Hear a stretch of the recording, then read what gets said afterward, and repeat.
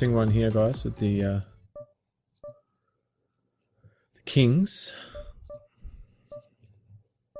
Pretty deep. So he certainly, you know, it's not great. I mean, he could have aces, but at the same time, it's only a $5 tournament, and you know, he might roll jacks or ace king or something random.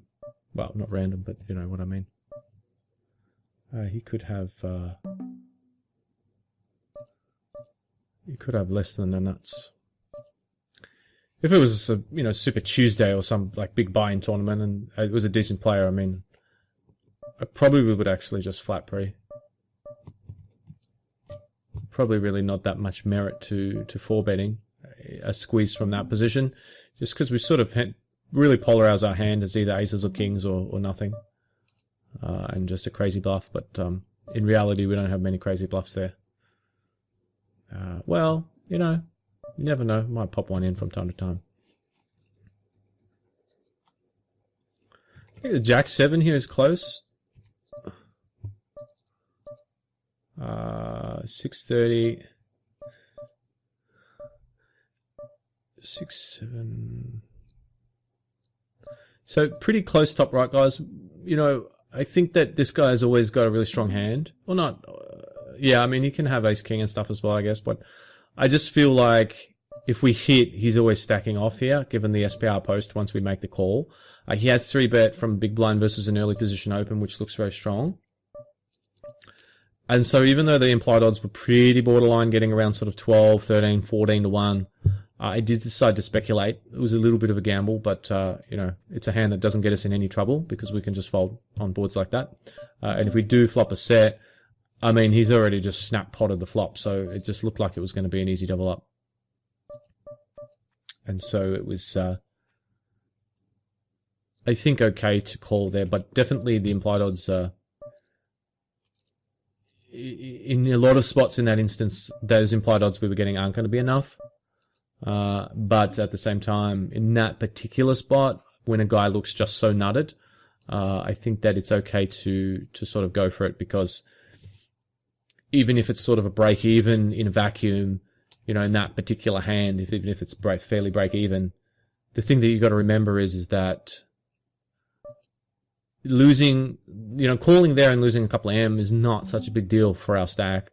But if we double up, that's huge. And I'm talking about tournament EV now. So, you know, I think that getting that double up is going to really significantly increase our chances of going deep in this tournament and cashing and so forth. Whereas if we lose an M or two, you know, I mean, you could argue long-term look, but long-term, you know, you're going to lose a few chips in that play because you're not getting great negative implied odds. So that's detrimental long-term. But yeah, I kind of just want to, you know, play for the win. No, I mean, it's not even about playing for the win, but it's just about having some kahunas and going for it. It's just about, are we going to bet here? Yeah, we are, aren't we? Are we? Yeah, we are. I think we are. Pretty close. Yeah, we can call here.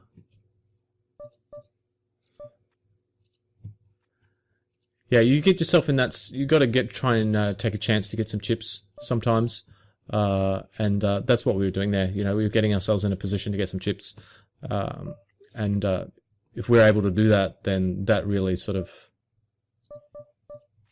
you know, going to propel us. I mean, it would have been a really nice double up at this stage to get. Would have given us a nice big stack and, you know, propelled us to to the cash and that sort of thing. I mean, it's obviously still early, but I think you sort of understand where I'm coming from here. Is that you don't get chips by folding. If you do, if there's a way of doing that, I'd like to know what it is, because it'd make the game a lot easier.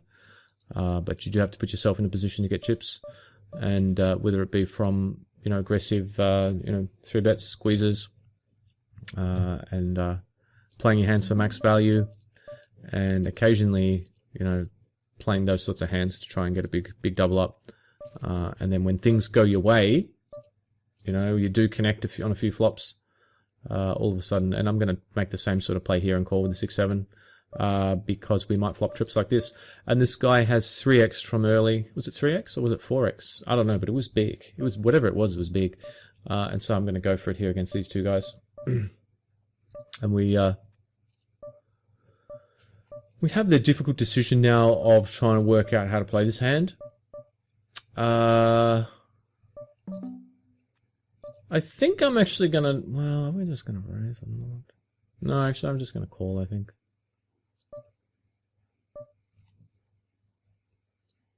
It's pretty close. I mean, we could raise flop because I don't know if these guys are going to be able to fold over pairs, you know, but at the same time, it's hard to say. The guy bet so small, the guy c-bet so small that he kind of just looked like he had ace queen, ace king, and the other guy only flatted a small c-bet. And so the question is, I think I might check again here and hope that they've hit the jack or bluff at it and go for a check raise. I mean, these guys could be, if this guy does have ace jack and we check raise, he might not be quite capable of folding it. Now we see they had, you know, oh wow, okay. Wow, okay. The UTG opener had ace jack, well, the early position opener, and decided not to semi-bluff turn with his flush draw, which is unfortunate because if we do check raise turn, he's got the flush draw. I don't think he's folding. We could have donk led turn. That's always an option. Not too bad an option. But I mean, it really did look like he had that sort of hand. And to be honest, I'm quite surprised he didn't bet value for a bet river for value. And if he did, and we sort of 3x'd his bet, I don't think he's going to be able to fold that. I mean, I could be wrong. I don't know anything about the guy, but you can see the sort of hands they had is exactly what it looked like. You know, we've got a guy with ace jack and a guy with ace nine. So I mean, they just looked, based on the c-bet and the call, the bets was so small. I mean, if we raise flop, they're both snap folding. That's what it looked like. So I took a sort of a chance to get some value and just flattered, hoping one of them would pick up some equity on the turn and fire or bluff. And one of them did pick up equity on the turn, but unfortunately didn't fire. And so,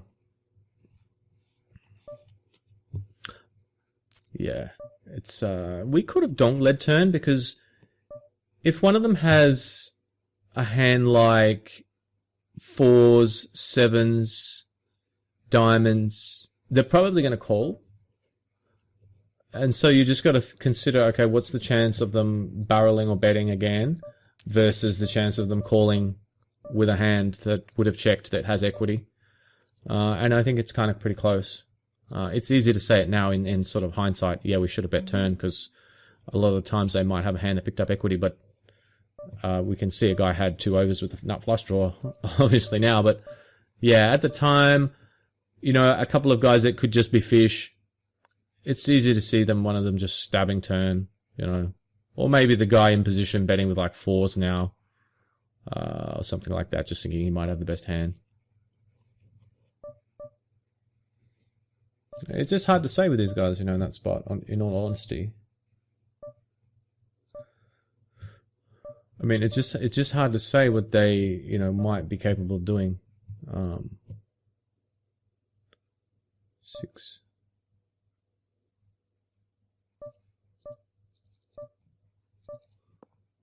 You know, because we don't really, we just don't know anything about them, you know, and the disparity between players in MTTs is huge, you know.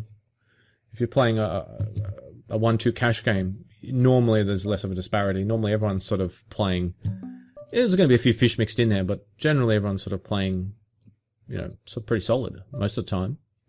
But when you get into MTTs, usually that's far from the case. You know, you get the guys that are just playing solid, you get the guys that are just ready to donk off, and everything in between. And so without any information on those guys, it's kind of tricky.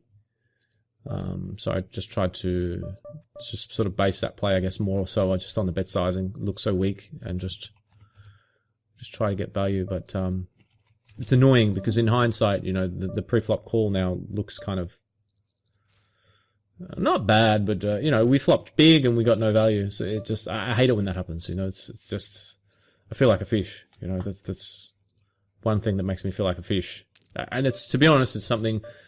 I think one of the better parts of my game is, and again, I mean, it's not hard to do it. Like I've said, it's easy to get value. But I think one of my better parts of the game is generally getting value, playing my hands in a way that allows me to get value. But I think I will call one here, and I think I will call one here too.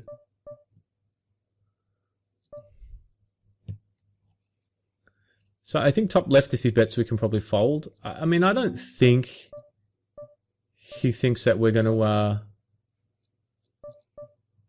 I was hoping to pick up a spade or something top right. This is pretty annoying because he's bet small again. I don't... Oh, this is such an annoying spot. Thing is, I don't really want to be calling down here with ace-king high. We've 3-bet him, he's called, he's dunk flop, he's bet again turn. Having said that, I think the price we're getting now is a little bit too big because he's bet too small. And he's kind of priced us in, I think, with that bet. Because sometimes he could just have, you know, ace queen, ace jack, and just be messing around like a fish. Wow.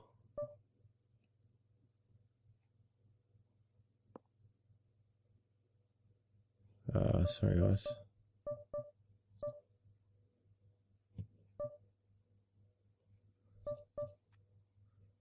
Just had a few hands flashing up here. Yeah, I think that he could have ace queen, ace king, ace jack, or some fish hand, not be playing it properly. He could also, even if he has, you know, some of his range is definitely smaller pairs and that sort of thing. Even if he has that hand, I mean, we still, on the turn, we're getting like 5-1 or something. So even if we only need to hit, you know, a small percentage, like 15 or 20% of the time, we do have 6 outs, which is going to hit 12. So if you consider the fact that, you know, 12% of the time we're going to hit one of our 6 outs on the river, and the fact that we could have the best hand as well, and when you combine that,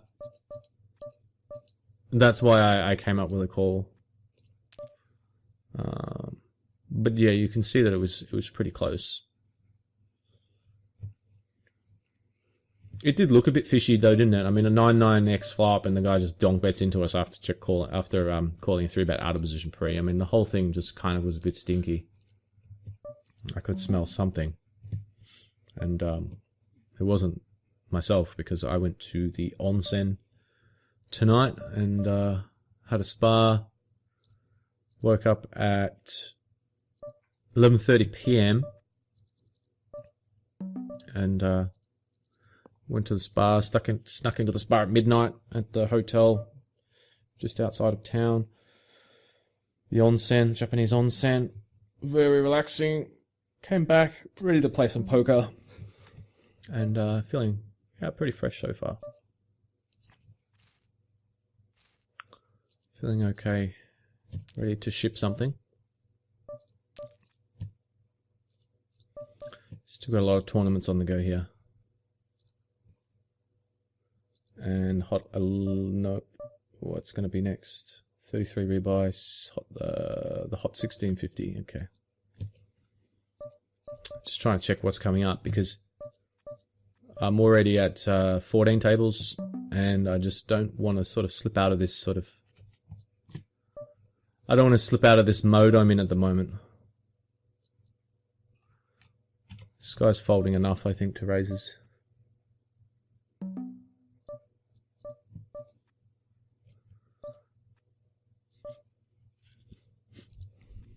Because I'm feeling just keeping up with the action without being too far ahead. I'm just sort of keeping up with the 14 tables I'm playing.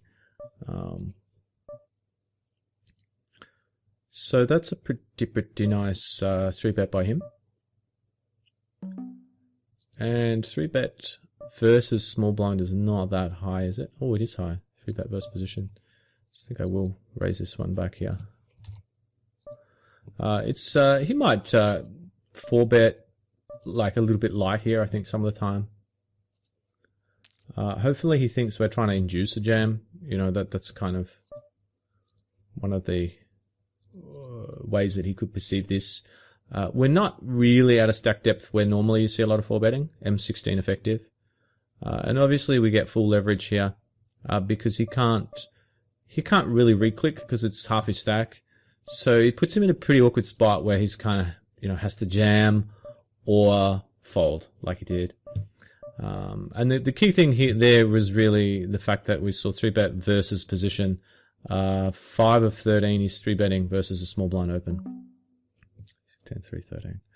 And to be honest, you know, if I hadn't have seen that, I don't know if I would have made the play, but I was suspicious of his raise, the sizing and just everything about it. But 32, 6.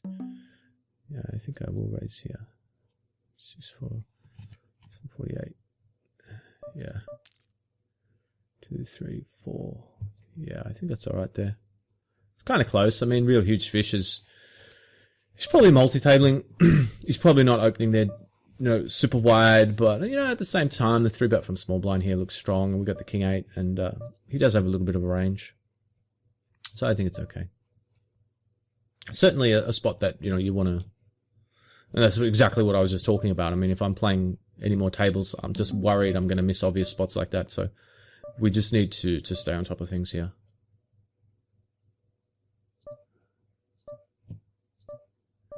Ace king suited there, pocket ace is there, 5-8 suited there, ace 5 suited there.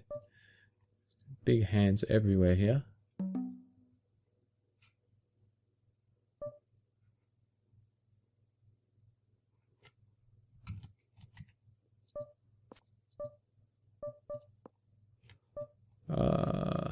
Wow.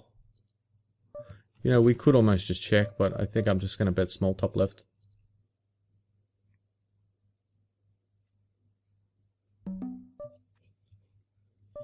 Top right is pretty close. I think I'm going to fold it, but, you know, if I had more time, I would have assessed the situation a little bit more carefully. He's 3-betting versus the button, again, at a really high percentage, so I'd like to request my cards back, please, PokerStars, and play that hand again. Yeah, I mean, he's made a large 3-bet there, and ace 5 suited is a hand I like to have in sort of a bluffing, you know, 4-bet bluffing range. But you know, it was close. I mean, he made a large 3-bet, and wow, this guy's just junk bet into us now. So definitely the best play here is just to call. It's very important we just call here because we're in position, so we can choose to get the money in on the river anyway if we want to. You know, if we're out of position, we can't, because if we check, he might check back. But here we can always call. So I mean, he can have the 7. I mean, he can definitely have a 7, but at the same time, I mean, we're just not folding this hand. We've got top pair, we had the nut flush draw, and you know, the huge SPR. The fact that he's tanking river like that really kind of makes me think that he actually has a 7. I'm just gonna have to decide now if we're gonna go for value.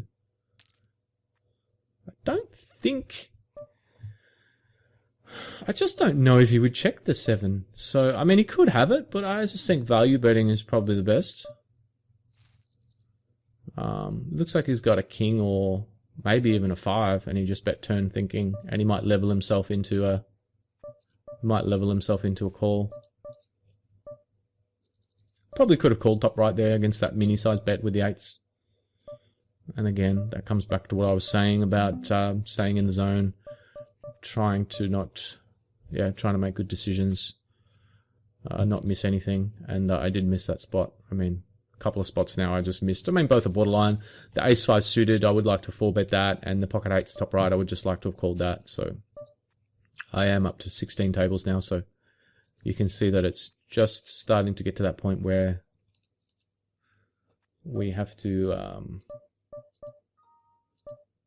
I have to just be very focused. 10, 18, and I might even need to, it's just a little bit hard to talk, obviously, and play as well, guys.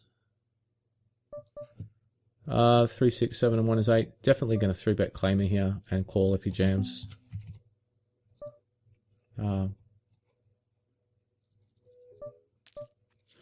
We're up to 17 tables. Triple Eight Poker Monsoon has just made an appearance. This spot here against the Claimer is actually pretty close. I actually don't mind a flat because there's a lot of short stacks behind that might jam. Kind of surprised he called. A little bit worried he has ace-10. He's probably got king-queen or king-jack, so just going to bet, obviously. I don't think there's too much point in checking back.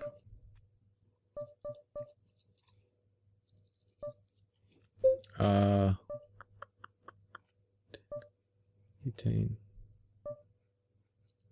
We're just going to call there. It's pretty close. Could go either way. Didn't really want to fold it. Yeah. Still disappointed I missed that ace-5 suited before. I mean, it's not a fist pump. You know, he's, well, 8, 10, 18. I hate it when there's no stats on the guy. This is why I'm running a HUD. Where is he? I've got notes on the guy. Did he just move there or what? This is actually pretty close here because he could do this with things like king, queen, king, jack suited, pocket eights. And he's only M7.5 or 8.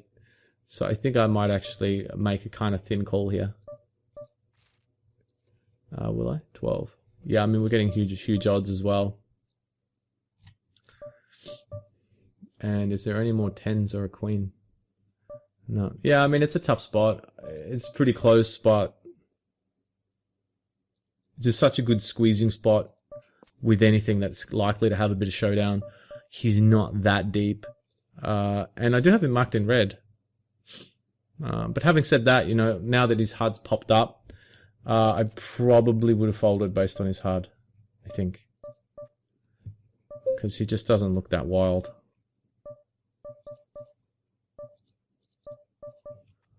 Just doesn't seem that wild to me.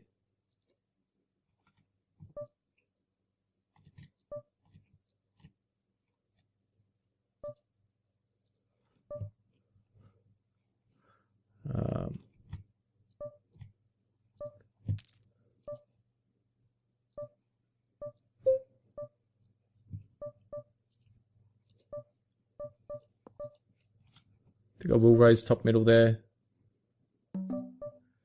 It's a decent but not excellent spot. And this guy's minied and hasn't been 3-betting much, but that's an easy jam. 3, 4. Wow.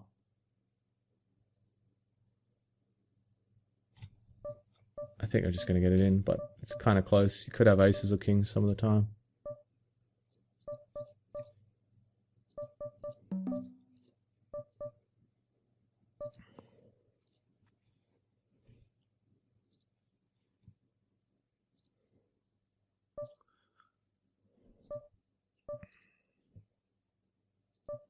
Wow, a bit of action there.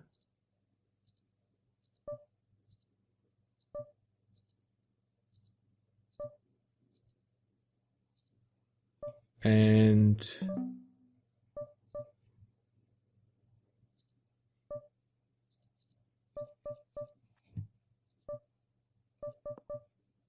yeah, I mean, they're pretty short, obviously, so we're just going to get it in here. So just a bit under the pump here, guys. 7s, and yeah, I mean, it's just not that deep. Let's see if we can win this flippy. Nope. Actually, looks kind of strong, that guy, but